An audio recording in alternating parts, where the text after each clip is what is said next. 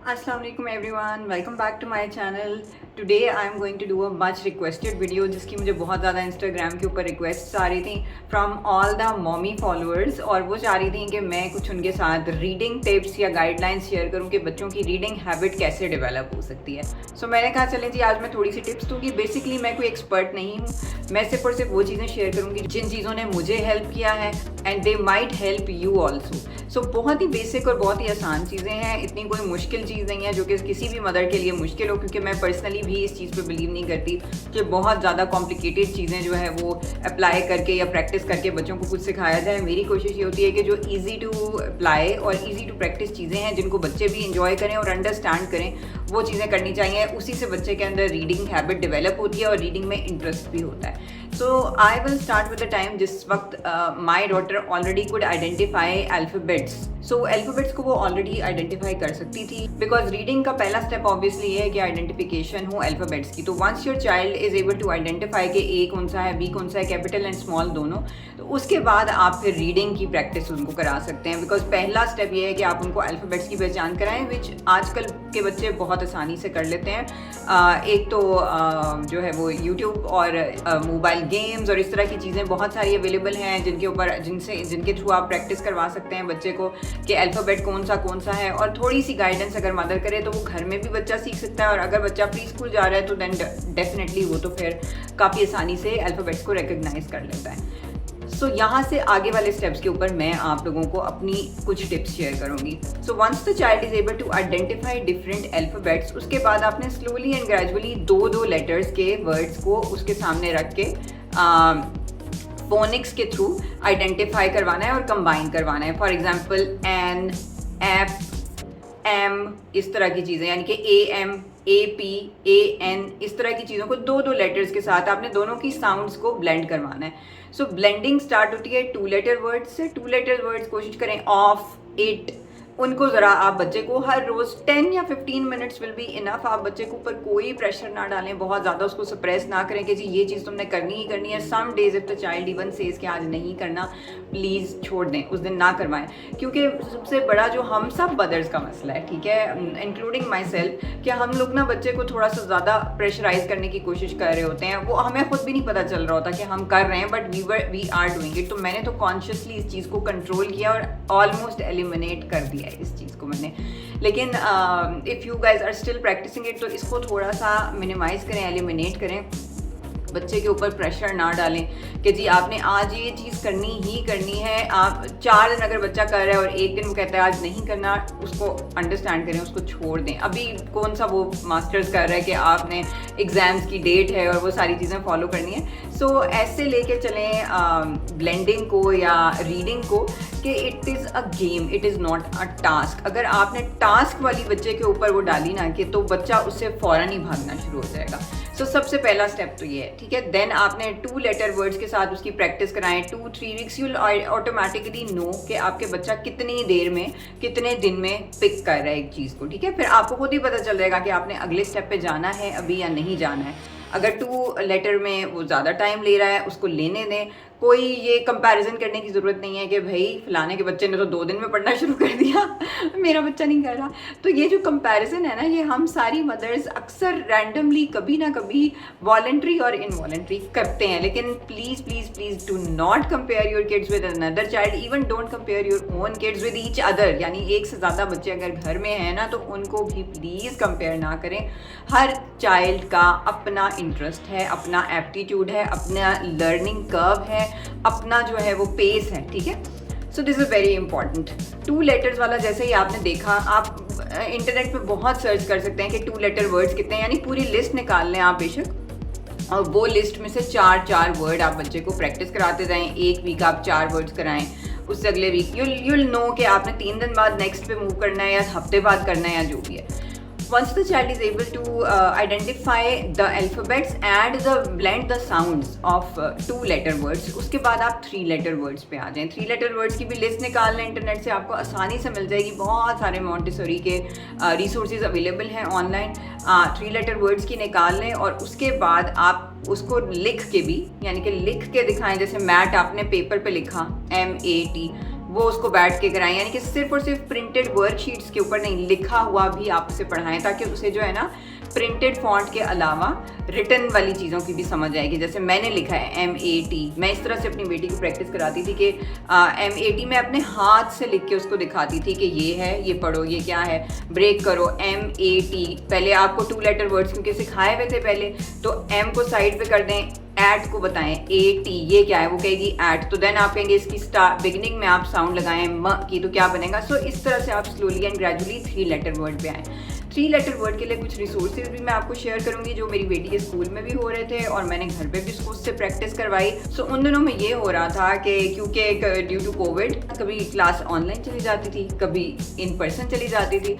सो online classes में मैंने देखा कि जो ब्लेंडिंग वाली जो उनकी टीचर थी वो उनको ऑक्सफर्ड आउल जो है एक वेबसाइट है, वहाँ से प्रैक्टिस करा रही थी रीडिंग की। लाइक ऑक्सफर्ड आउल पे छोटी छोटी स्टोरीज हैं, 5 पेजेस की, 4 पेजेस की, तो वो उधर से उनको प्रैक्टिस कराती थी कि हर बच्चे को वो टर्न बाय टर्न ना कि अब आप ये पेज पढ़ें, अब आप ये, उसमें 5-6 वर्ड्स होते थे 3 लेटर वाले, तो वो बच्चा प्रैक्टिस करता था, गलत करता था, सही करता था। तो but I got that resources idea from there online class. तो मैंने ये किया कि आफ्टर द क्लास, जैसे ही क्लास ख़त्म होती थी ना, तो I use to open that website Oxford Owl again, और मैं टीवी की स्क्रीन पे वो लगा के अपनी बेटी को 1 या 2 बुक्स की प्रैक्टिस कराती थी, चाहे वो गलत करे चाहे वो सही करे, स्टार्ट करें आप, यानी कि उसको, और वो जितना टाइम शुरू में लगा रही है ना वर्ड पढ़ने में, मैं उसको देती थी। यानी कि अगर उसने कैट सैट ऑन मैट, ठीक है, ये लेट से अगर सेंटेंस है, अगर वो टाइम लगा रही है, स्लो पढ़ रही है, तो आप उसे करने दें, ठीक है ना। और 20 मिनट्स में नॉर्मली उसको देती थी एक दिन में आफ्टर द क्लास। एक तो क्लास में उसकी प्रैक्टिस होती थी स्कूल में जो ऑनलाइन क्लास थी, और क्लास ख़त्म होने के बाद में 15 या 20 मिनट मैक्सिमम, 20 मिनट से ज़्यादा मैंने किसी भी दिन उसको नहीं प्रेशर किया। और कुछ दिन ऐसे भी थे कि when I used to tell her के चलो हमने रीडिंग करनी है, तो ही यूज्ड टू से कि नहीं करनी, तो आई सेड ओके नहीं करनी, ठीक है। तो ऑक्सफर्ड आउल के मैं इसका लिंक भी नीचे दे दूँगी, जो रिसोर्सेज मैं यहाँ पर शेयर कर रही हूँ मैं उनके लिंक्स भी दे दूँगी। दैट हेल्प अ लॉट, क्योंकि वो प्रैक्टिस बच्ची के माइंड में बिल्कुल स्कूल वाली चीज़ फ्रेश होती थी, क्योंकि टीचर ने भी ज़ाहिर एक्सप्लेन किया होता था कि कैसे ब्लेंडिंग करनी है, कौन सा वर्ड क्या है। तो वो क्लास ख़त्म होते ही मैं उसको दोबारा प्रैक्टिस कराती थी रीडिंग की सिर्फ। सो 20 मिनट्स या 15 मिनट्स तक वो प्रैक्टिस होती थी, और उसके बाद I used to turn the TV off, यानी कि मैं उसके बाद जो टीवी पे बच्चे ने कुछ देखना है वो लगा लिया क्या, बहरहाल द जो क्या कहते हैं teaching session used to turn off after that. इसके अलावा एक रिसोर्स जिसने मुझे काफ़ी हेल्प किया है वो है CBeebies नेटवर्क का एक show which is called alpha blogs. उसका भी मैं लिंक नीचे दे दूँगी, यूट्यूब पे भी अवेलेबल है। मैं वैसे नेटफ्लिक्स पे वो करती थी अपनी बेटी के साथ, और हम ये करते थे, उसको मैंने एक गेम बनाया हुआ था। बेसिकली मैंने ये नहीं कहा था कि हाँ जी आपका स्टडी टाइम शुरू होने वाला है, एक गेम के तौर पे मैंने फर्स्ट टाइम प्ले किया, और उसमें क्योंकि अल्फ़ाबेट्स आ रहे होते थे तो माई डॉटर कुड आइडेंटिफाई कि ये A आ रहा है, B आ रहा है। तो वो करते करते जब वो उन्होंने वर्ड्स के ऊपर लेकर आए, तो हम इस तरह से करते थे कि when the alphabets make a word in that show, they hold hands and then they speak कि क्या word है। तो मैं ये करती थी कि जैसे ही वो अल्फ़ाबेट्स अपने हाथ पकड़ते थे, यानी कि वो ज्वाइन होते थे एक वर्ड बनाने के लिए, I used to pause the TV और I used to tell my daughter to read them out. पहले अल्फ़ाबेट्स पढ़ो कि कौन से अल्फ़ाबेट्स हैं और देन उनका क्या वर्ड बन रहा होगा। अब वो कुछ भी जो भी गेस करती थी कि जी ये वर्ड बन रहा है, उसके मुताबिक जो है, then I used to play.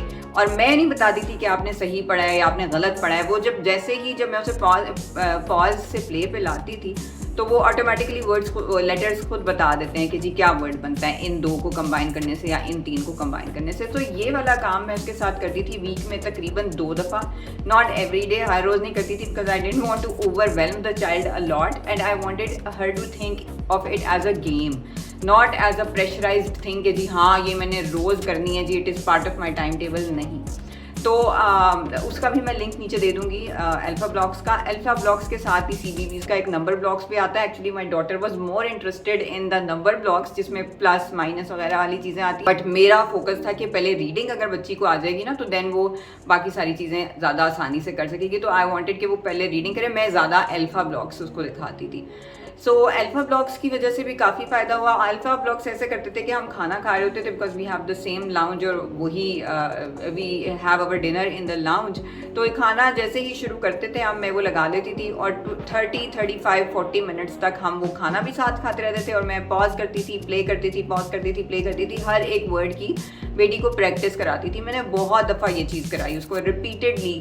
उसके 2-4 सीज़न हैं, मतलब रिपीट में कराती रही कि ये बताएं क्या है, पॉज करके बताओ। उसके लिए ये था कि मुझे खुद बहुत अलर्ट रहना पड़ता था, बिकॉज एट टाइम्स मैं पॉज अगर नहीं करती थी तो माई डॉटर यूज्ड टू से कि आपने पॉज नहीं किया, अब उन्होंने पहले ही वर्ड बता दिया है तो अब मैंने तो गेस ही नहीं किया। सो वो ना एज अ गेम उसको ले रही थी, and that was my actual goal also, कि मैं भी यही चाह रही थी कि वो एज अ गेम या as a source of enjoyment या एंटरटेनमेंट ले इसको और लर्न करे, ना कि एक चोर समझ के या टास्क समझ के करे। ठीक है, सो अल्फा ब्लॉक्स मैंने आपको बता दिया, ऑक्सफोर्ड आउल बता दिया। उसके अलावा कुछ और जो है वो आपको फिजिकल लर्निंग टॉयज़ भी मिलते हैं, वो भी मैं आपको एक टॉय दिखाती हूँ। अच्छा, so this is a toy.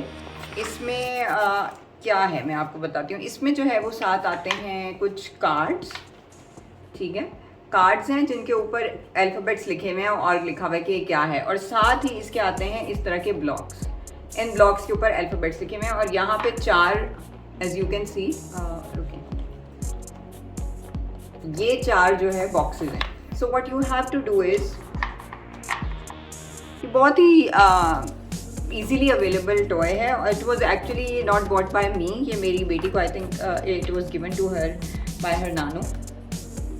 So this is how it is supposed to be played, यानी कि आप ऊपर ये कार्ड रखें, कार्ड के ऊपर जो भी अल्फ़ाबेट्स हैं आपको नज़र आ रहे हैं वही अल्फ़ाबेट्स आपने इन स्क्वायर्स में ढूंढ के वो इन 4 बॉक्सेस में यहाँ पे करने हैं, प्लेस करने हैं। अब इसमें 3 लेटर वर्ड भी हैं और 4 लेटर वर्ड भी हैं। तो ये वाले टॉय, इस टॉय से भी उसको काफ़ी फ़ायदा हुआ है मेरी बेटी को, because she used to practise on it. और मैं उसके आगे रख देती थी और मैं कहती थी आज आपने 5 कार्ड्स आज करेंगे या 6 कार्ड्स आज करेंगे, तो 5-6 कार्ड्स वो करके देखती थी कि क्या, उसकी मैं शक्ल करीब से दिखा देती हूँ। तो वो देखती थी कि भाई कौन कौन से लेटर्स इसमें हैं और वो वर्ड्स बनाती थी ज़ाहिर है इसी तरह से। ये इसके पीछे जो है ना पूरी वो भी है, डायरेक्टरी भी है बेसिकली कि इसमें कौन कौन से कार्ड्स हैं। सो ये वाली भी प्रैक्टिस वो करती थी, अगेन रोज़ नहीं, किसी दिन मैं उसके आगे रखती थी। कोई रैंडम कोई स्पेसिफिक पैटर्न नहीं था कि जी रोज़ इसने ये करना है। रैंडमली मैं किसी दिन इसके आगे ये रख देती थी जैसे बाकी टॉयज़ रखे जाते हैं, क्योंकि मेरा टारगेट यही था कि जब तक बच्ची इस चीज़ को एंजॉय कर रही है ना, वो मुझे लर्न करने में फ़ायदा कराएगी। जिस दिन बच्ची ने इसको एक वो समझ लिया एक्स्ट्रा टास्क या ये कि भाई मुझे तो माँ ने काम पे लगा दिया है, तो वो ऑटोमेटिकली ना उससे हटना शुरू हो जाएगी, जो कि मैं नहीं चाहती थी। सो ये चीज़ें थी जिनके ऊपर प्रैक्टिस की। इसके अलावा एक और चीज़ जिसने काफ़ी ज़्यादा हेल्प की वो ये थी कि I have devised a daily activity plan with my daughter, जिसमें हमने हर रोज़ की एक ना एक एक्टिविटी प्लान की हुई होती है कि हम क्या करेंगे। किसी दिन हम स्टोरी सुनाते हैं, किसी दिन हम अपनी डॉल्स के साथ प्ले करते हैं सोने से पहले, क्यों डिफरेंट वो काफ़ी सारी एक्टिविटीज़ हैं विच वी चूज़ हर दिन, and I ask my daughter to choose कि आज आपने क्या एक्टिविटी करनी है। सो इफ़ शील से कि जी I have to play with my dolls, तो हम उसकी डॉल्स के साथ प्ले करेंगे। अगर वो कहती है कि जी आज हमने लेट्स से सिंगिंग करनी है तो हम सिंगिंग करते हैं, ठीक है, तो वो चूज़ करती है। और जिस दिन वो कहेगी जी स्टोरी करनी है, पहले तो मैं उसको ऐसे ही स्टोरीज सुनाती थी जब छोटी थी, विदाउट एनी बुक्स और something. I used to tell her random stories वगैरह वगैरह। जैसे जैसे थोड़ी सी उसको अल्फ़ाबेट्स में, वर्ड्स में अंडरस्टैंडिंग उसकी डेवलप हुई, तो मैंने उसके लिए कुछ बुक्स ली हुई थी, स्टोरी बुक्स, तो वो पढ़ के मैं उसको सुनाती थी। सो आहिस्ता आहिस्ता मैंने ये करना शुरू किया कि एक दिन मैं कहती थी अच्छा मैं आपको स्टोरी सुनाती हूँ, और एक दिन अब आप मुझे स्टोरी सुनाएं, तो आप ये पढ़ के दिखाएं कि ये आपको आप इसमें से कौन कौन से वर्ड्स पढ़ सकती हो। जो स्टोरी बुक्स थी ना उनमें से, सो वो जो ज़ाहिर है वर्ड्स पढ़, स्टोरी बुक्स में थोड़े से कुछ कभी कॉम्प्लिकेटेड वर्ड्स भी होते हैं, तो जो वो पढ़ सकती थी वो उनको आइडेंटिफाई कर लेती थी, जिनको नहीं तो that is okay. I never said कि नहीं जी ये भी पढ़ो ये भी पढ़ो। फिर स्लोली एंड ग्रेजुअली जब ये जो स्टोरी वाली चीज़ थी ना, जो कि मैं पहले उसको पूरी रीड करके खुद स्टोरी सुनाती थी, slowly I started switching it to her. मैंने कहा आज एक पेज आप पढ़ लेंगी और बाकी सारे पेजेस की मैं आपको स्टोरी सुनाऊंगी। तो वो एक पेज जैसा तैसा करके पढ़ लेती थी और उस तरह से। स्लोली ये वाला काम नॉर्मली वीक में मैं एक ही दफ़ा होता था, एक दिन यानी कि मैं करती थी, अगले दिन वो कर लेती थी, इस तरह से कुछ होता था, यानी again no pattern followed on this, ठीक है। So this is all that I had practised with my daughter. और क्योंकि इंस्टाग्राम पे जो स्टोरीज़ है ना, उनमें अक्सर लड़कियां मुझे देख के कहती हैं, with my daughter is reading the stories and story books, तो वो पूछती हैं कि आप हमें भी टिप्स दें। तो ये मेरी बहुत ही बेसिक लेवल की टिप्स हैं, कोई कॉम्प्लिकेटेड किस्म की टिप्स नहीं है। इसके अलावा कुछ एंड्रॉयड एप्लीकेशन वगैरह भी हैं फॉर फोनिक्स, लेकिन ऑनेस्टली मैं बहुत ज़्यादा उनको प्रैक्टिस नहीं करती, बिकॉज एक तो my daughter does not have much screen time, और मेनली जो होता है वो भी टीवी पे ही होता है। हाँ, बहुत कभी जो है वो जैसे हम फ्लाइट में हैं या इस तरह, वहाँ पे वो शी यूज़ अ टैबलेट और इस तरह की चीज़। Generally she doesn't use mobile and tablet, और अगर उसने कुछ देखना भी होता है ना, तो वो फिर टीवी पे ही देखती है। तो एंड्रॉयड एप्लीकेशंस वगैरह हैं जो कि मैंने की भी थी इंस्टॉल उसके लिए, वो उनमें से भी एक दो जो काम ज़्यादा अच्छी हैं उनके मैं लिंक्स नीचे दे दूँगी। बट आई वुड सजेस्ट कि आप इस तरह के जो मैंने आपको बताया बोर्ड गेम्स, या ये जो कार्ड या ये वाली चीज़, या खुद से पेपर पे लिख के, या फिर कोई रियल स्टोरी बुक्स लेके उन पे प्रैक्टिस कराएं तो ज़्यादा अच्छा है। स्क्रीन टाइम जितना कम हो बच्चे का उतना बेहतर है, क्योंकि अल्फ़ा ब्लॉक्स भी स्क्रीन टाइम में ही आता है, क्योंकि वो भी ज़रा आप बच्चे को मैं टीवी पे ही दिखा रही थी। तो ये बहुत छोटी छोटी टिप्स हैं और आई प्रैक्टिस दैम, और इनके अलावा मैंने कोई बहुत ज़्यादा कॉम्प्लेक्स प्रैक्टिसिंग मैकेनिज़म्स नहीं अप्लाई किए बच्ची पे। और जो स्कूल में वो प्रैक्टिस कर रही थी, ज़ाहिर है वो उसके साथ ही थी।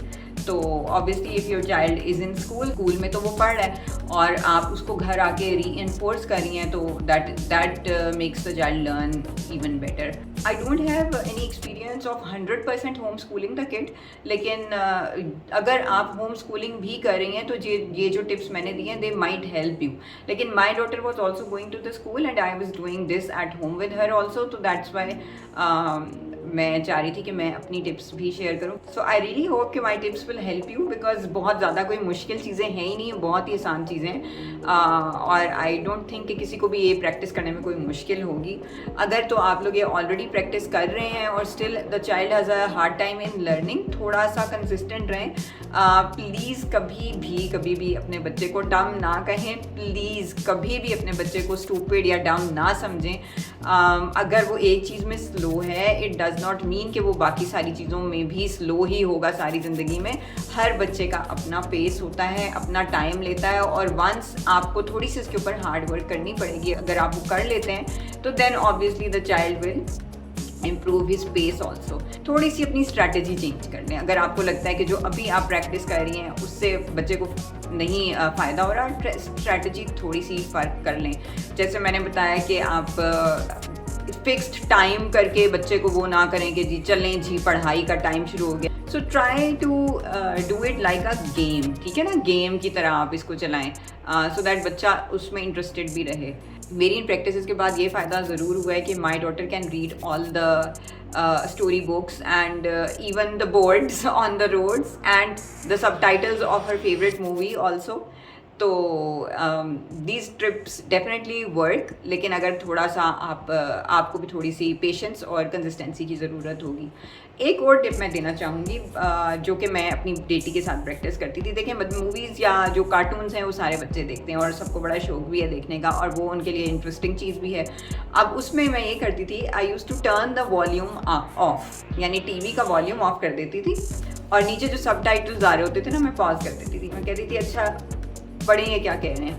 अब कुछ मूवीज़ बच्चे ने पहले से देखी हुई होती हैं तो उनको डायलॉग्स याद भी होते हैं, ठीक है ना, तो वो एटलीस्ट अगर मेमोरी है उनकी तो वो उससे याद करके दे विल, बेशक वो पढ़ लें, लेकिन थोड़ा सा वो लेटर्स को और वर्ड्स को रिलेट ज़रूर करेंगे विद द साउंड्स, ठीक है। एक तो ये तरीका हो गया। अगर उनको नहीं याद या कोई नए मूवी या नए कार्टून है तो they will try to read कि क्या है, क्योंकि उनको मूवी की में तो इंटरेस्ट है ना, वो चाह रहे हैं हमें पता चले कि आगे क्या होने वाला है या ये क्या बोल रहे हैं। तो मैं ये भी बहुत करती थी अपनी बेटी के साथ कि मैं वॉल्यूम डाउन म्यूट कर दिया और मैं कहती थी अच्छा जी पढ़ो अब, what are they saying to each other।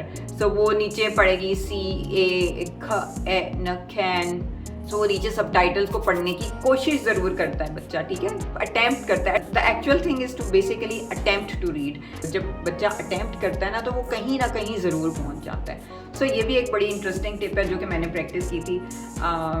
अच्छा, इसके अलावा कभी कभी जब बुक्स बच्चों की होती हैं, जैसे स्कूल की बुक्स होती हैं, उनमें लिखा हुआ होता है कि जो होमवर्क मिलता है, जब मैंने थोड़ा थोड़ा पढ़ाना उसको शुरू किया, यानी कि थोड़े थोड़े वर्ड्स की उसको समझ आई कि 2 लेटर वाले वर्ड्स कौन से हैं, 3 लेटर वाले वर्ड्स कौन से हैं, तो ऊपर ये लिखा होता है ना कि जी ट्रेस द फॉलोइंग अल्फ़ाबेट, या जो भी लिखा होता है, हेडिंग या टाइटल होता है पेज का, तो मैं उसको कहती थी अच्छा ये पढ़ें कि क्या लिखा हुआ है, हमने करना क्या है इस वाले पेज पे।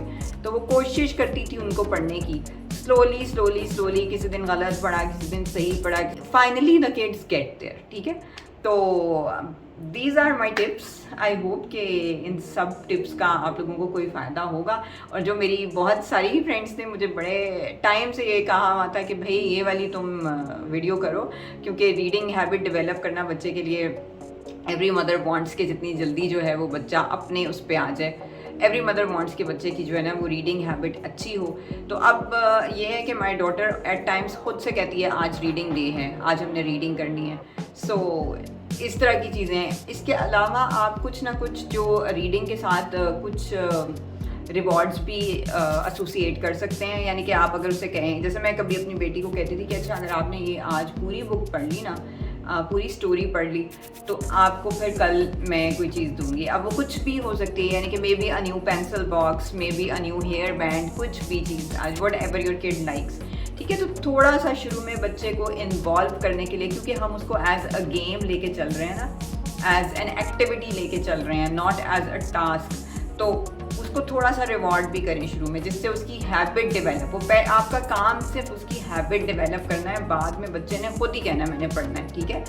तो हैबिट डेवलप करें, उसके लिए आपको कहीं इंसेंटिव देना पड़ेगा।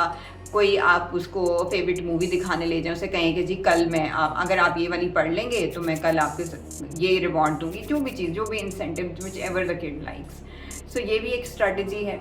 आई hope these tips seemed practicable for you, और आई होप कि आपके बच्चों को इनमें कोई इंटरेस्ट डेवलप हो और वाकई वो वैसा ही रिस्पॉन्ड करें जैसा आप चाह रही हैं। If you guys have some more tips जिसमें आप बच्चों को रीडिंग की हेल्प कर सकते हैं या उनकी रीडिंग प्रैक्टिस इंक्रीज कर सकते हैं, तो वो भी शेयर करें सो दैट सब लोग उससे फ़ायदा उठा सकें। Thank you so much for watching my video. Don't forget to like, share and subscribe. Khuda Hafiz.